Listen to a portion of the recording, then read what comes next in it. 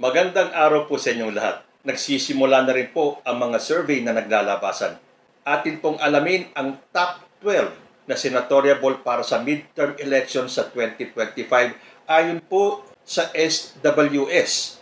Balita po ng GMA News. 10 of 12 Marcos-backed senatorial bets top SWS commissioned survey.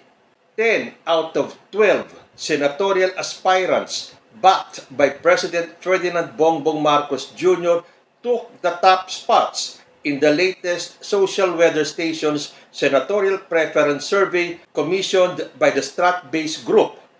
The survey, which was conducted from September 14 to 23, asked a total of 1,500 adult respondents nationwide to choose from a list of 12 names who they will most probably vote for as senators. Ang tanong po doon sa survey, narito po ang listahan ng mga pangalan ng mga kandidato para sa mga senador ng Pilipinas. Kung ang eleksyon ay gaganapin ngayon, sino ang pinakamalamang ninyong iboboto bilang mga senador ng Pilipinas? Maaari po kayong pumili ng hanggang 12 pangalan. Okay, so ito po yung top 12 ayon sa SWS survey.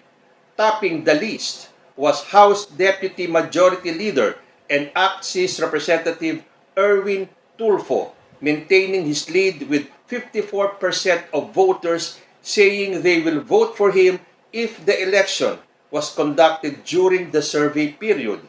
Former Senate President Vicente Tito Soto III was in second place with 34%, which is 2 spots higher compared to the March 2024 SWS survey. Sumunod po si re-electionist Senator Pia Cayetano na nasa pangatlong spot with 31%.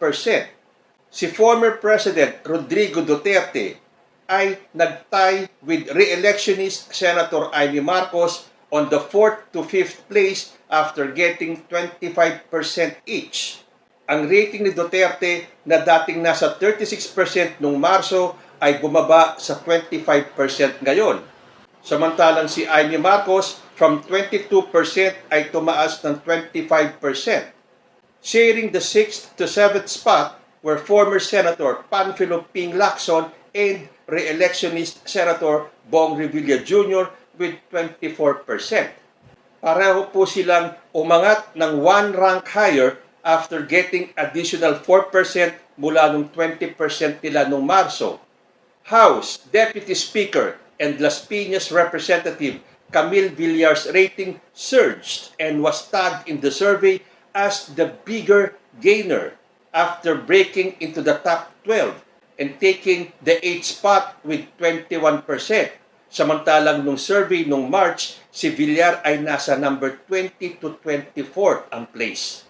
Si Makati Mayor Abigail Binay also entered the top 12 at nagtay sila sa number 9 to 10th spot with re-electionist Senator Lito Lapid with 20% each.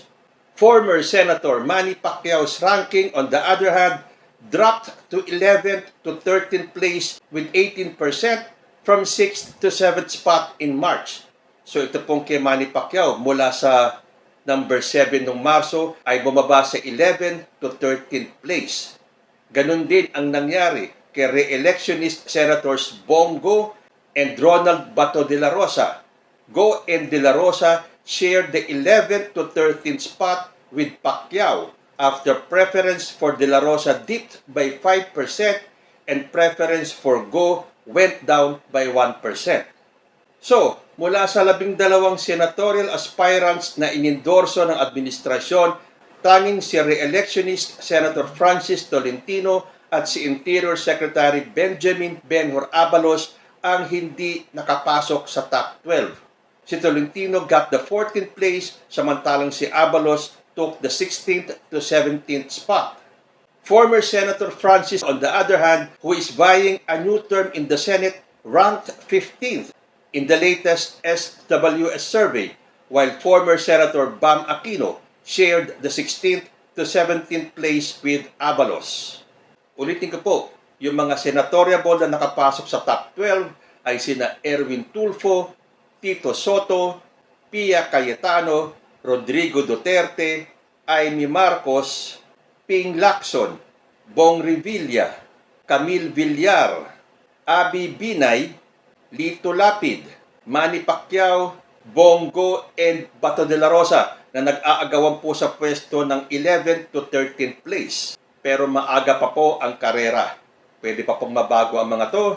Pero sa ngayon, maganda po yung performance na 10 sa 12 Marcos-backed senatorial bets ay nakapasok sa top 12. Pero teka muna, hindi ba't kumalas na si Amy Marcos sa alyansa ni President Bongbong Marcos?